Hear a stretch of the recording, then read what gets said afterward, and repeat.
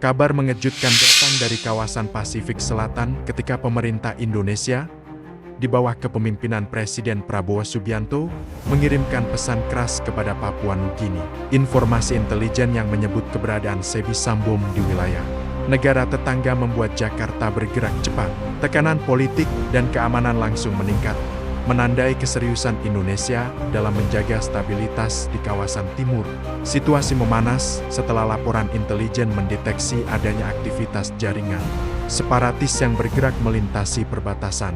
Beberapa elemen jaringan disebut berupaya memanfaatkan celah di jalur tradisional untuk melintas. Temuan itu membuat pemerintah segera memperkuat koordinasi lintas kementerian dan aparat keamanan di wilayah timur Indonesia. Keberadaan tokoh separatis di luar negeri selalu menjadi perhatian besar. Pemerintah menilai keberadaan sebisam bom di Papua Nugini, bila benar terbukti, dapat berpotensi memicu instabilitas baru. Tak hanya mengancam keamanan, tetapi juga membebani hubungan diplomatik yang selama ini dijalin dengan penuh kehati-hatian antara kedua negara. Papua Nugini, sebagai negara yang berbatasan langsung dengan Papua, memang kerap berada pada posisi yang rumit. Banyak jalur perlintasan yang sulit dijaga secara maksimal, ditambah hubungan kekerabatan lintas batas yang membuat mobilitas warga sering tak tercatat secara resmi. Situasi ini sering dimanfaatkan oleh kelompok berkepentingan. Indonesia kali ini tampil jauh lebih tegas. Presiden Prabowo dikabarkan memberi instruksi langsung agar pemerintah Papua Nugini bertindak bila benar ada tokoh separatis beroperasi di wilayah mereka. Langkah yang didorong antara lain pemantauan ketat, penahanan, atau deportasi, sesuai aturan hukum internasional. Ketegasan pemerintah pusat ini tidak datang tanpa alasan. Dalam beberapa bulan terakhir, eskalasi keamanan di wilayah Papua meningkat, ditandai sejumlah insiden penembakan, gangguan terhadap proyek pembangunan, serta aktivitas kelompok bersenjata yang semakin agresif. Pemerintah tidak ingin situasi ini meluas ke ranah antar negara. Presiden Prabowo menegaskan dalam rapat terbatas bahwa negara tidak boleh memberikan ruang sedikit pun bagi aktivitas separatis, apalagi jika melibatkan aktor atau wilayah negara lain. Sikap itu dinilai sebagai sinyal bahwa era pemerintahannya menekankan keamanan terukur, diplomasi cepat, dan penegakan hukum yang tidak bisa dinegosiasikan. Respons Papua Nugini sendiri tampak penuh perhitungan. Mereka menggelar diskusi internal, mempertimbangkan posisi diplomatik, tekanan regional, dan risiko internal bila mengambil langkah cepat.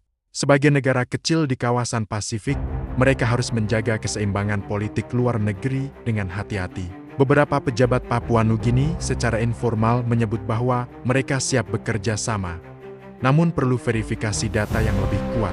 Mereka tidak ingin mengambil langkah yang dapat memicu polemik domestik atau merusak hubungan bilateral, sehingga proses klarifikasi menjadi prioritas awal.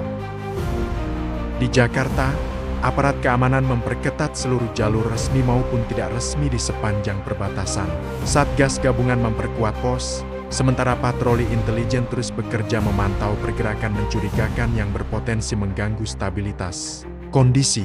Ini membuat hubungan Indonesia-Papua Nugini memasuki fase sensitif. Indonesia menuntut komitmen penuh, sementara Papua Nugini mencoba memastikan langkah mereka tetap sesuai prinsip hukum internasional. Di tengah dinamika ini, masyarakat perbatasan kembali menjadi pihak yang paling rentan. Pengamat keamanan regional menyebut bahwa perbatasan kedua negara memang memiliki kerentanan struktural. Secara sosial dan ekonomi, wilayah ini masih menghadapi keterbatasan yang memungkinkan kelompok separatis memanfaatkan situasi untuk bergerak lebih bebas. Keberadaan sebisam bom di luar negeri, bagi pemerintah Indonesia, bukan hanya isu personal. Ini menyangkut upaya kelompok separatis mengemas narasi politik dan mencari perhatian internasional.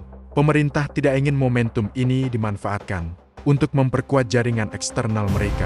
Tekanan Indonesia kali ini mengirim pesan diplomatik yang jelas, bahwa setiap negara tetangga diharapkan tidak memberikan ruang bagi aktivitas aktor separatis yang merongrong kedaulatan Indonesia.